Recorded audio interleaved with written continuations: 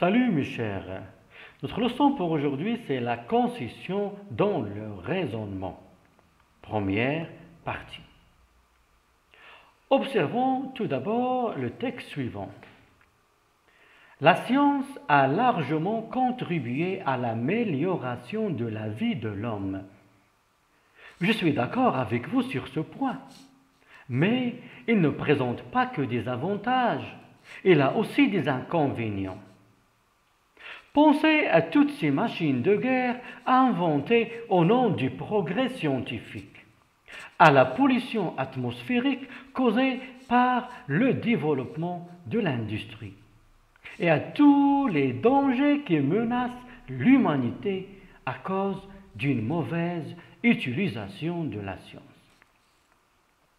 Alors, sur quel sujet le débat porte-t-il dans ce texte? Ou bien, de quoi parle le texte?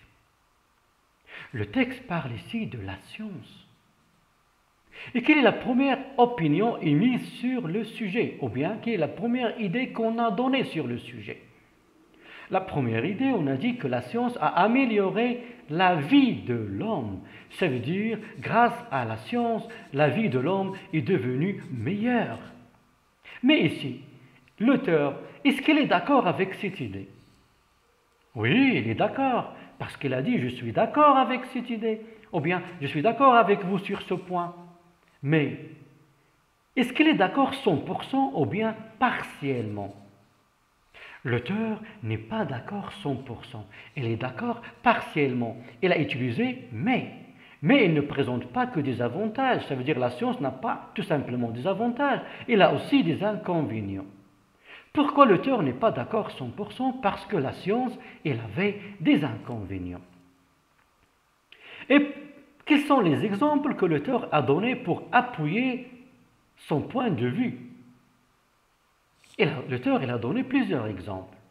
Pensez à toutes les machines de guerre inventées au nom du progrès scientifique, à la pollution atmosphérique causée par le développement de l'industrie, et à tous les dangers qui menacent l'humanité à cause d'une mauvaise utilisation de la science. Alors il a donné des exemples, les machines de guerre, les inconvénients de la science. L'homme il a inventé les machines de guerre. Ça veut dire on tue les humains avec les machines de guerre. Aussi la pollution atmosphérique causée par le développement de l'industrie. Et aussi le grand problème, c'est la mauvaise utilisation de la science. Maintenant, on va voir le bilan. Alors, le sujet du débat ici dans ce texte, c'est la science. La première opinion émise sur le sujet, c'est la science a amélioré la vie de l'homme. L'auteur n'est pas d'accord 100%, il est d'accord partiellement avec cette idée. L'opinion de l'auteur sur le progrès scientifique, c'est que la science a aussi des inconvénients. Les exemples donnés par l'auteur pour appuyer son point de vue, les machines de guerre, la pollution atmosphérique, la mauvaise utilisation de la science. Alors maintenant, qu'est-ce que ça veut dire faire une hypothèse, ou bien qu'est-ce que ça veut dire faire une concession? Et comment on peut raisonner à partir d'une concession? Faire une concession dans un raisonnement signifie exprimer un accord partiel avec une idée. Ça veut dire qu'on n'est pas d'accord 100%. La concession comme opération logique fonctionne de la manière suivante. La première étape, affirmation de départ. Ça veut dire présenter une idée. On peut utiliser des moyens pour présenter une idée. Par exemple, beaucoup pensent que, certains gens croient que, selon, d'après. La deuxième étape, c'est faire une concession. Ça veut dire accepter une idée. Je peux dire je suis d'accord. Bien sûr, personne ne peut le nier. Ça veut dire personne ne peut dire le contraire. Tu as raison. Certes, ça veut dire oui. Il est évident. La troisième étape, c'est la réfuter, la rejeter. Ça veut dire le désaccord. Réfuter la concession. Là, il remplace la concession. Alors, pour réfuter la concession, on peut utiliser la conjonction de coordination « mais ». Et aussi, on peut utiliser les adverbes de concession. Cependant, néanmoins, toutefois, pourtant. Et la quatrième étape, c'est donner des exemples pour appuyer notre point de vue. On peut utiliser des expressions, par exemple, à titre d'exemple. Alors maintenant, on va faire un petit exercice d'appropriation. Complète les tableaux suivants. Énoncé. L'Internet est bénéfique. Personne ne peut le nier. Ça veut dire personne ne peut dire le contraire. Pourtant, il a beaucoup de désavantages. Alors, la situation de communication. Qui peut dire ça? J'espère que vous avez pris un stylo et une feuille pour écrire, parce qu'on va corriger au fur et à mesure. Alors, l'Internet est bénéfique, personne ne peut le nier. On ne connaît pas la personne, on peut dire une personne. Mais qu'est-ce qu'il a fait ici? Regardez bien. Personne ne peut le nier. Et pourtant, il a beaucoup d'inconvénients.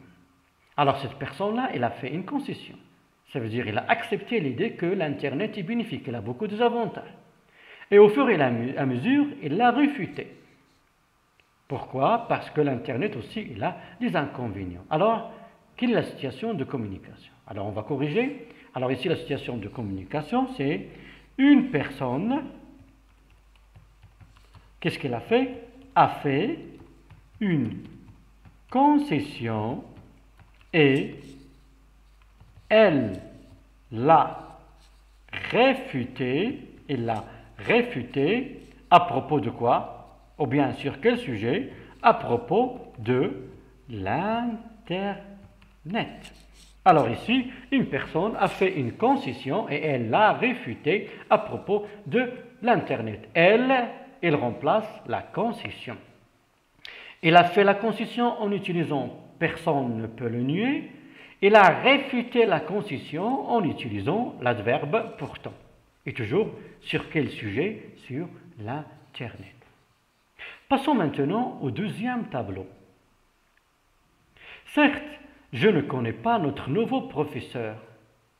Cependant, je le trouve très sérieux. Certes, je ne connais pas notre nouveau professeur. Cependant, je le trouve très sérieux. Qui peut parler ici? Alors, qui peut parler? Évidemment, ici, c'est un élève. À qui il peut parler? À son camarade. Et quelle est l'idée exprimée ici? Toujours, on est dans la concession. Alors, l'idée exprimée, c'est toujours la concession. Quels sont les moyens utilisés? Le premier moyen, quel est le moyen qu'il a utilisé pour faire la concession?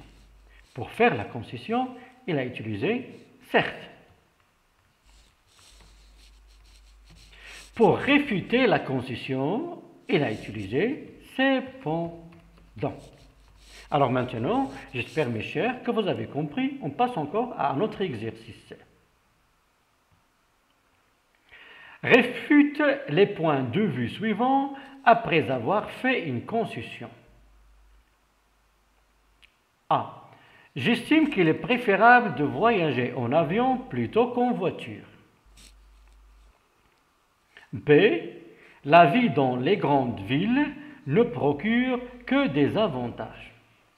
Alors, mes chers, à vous maintenant de faire cet exercice et on va voir la correction de l'exercice dans la deuxième partie, raisonner à partir d'une concession, ou bien la concession dans le raisonnement, exercice et correction.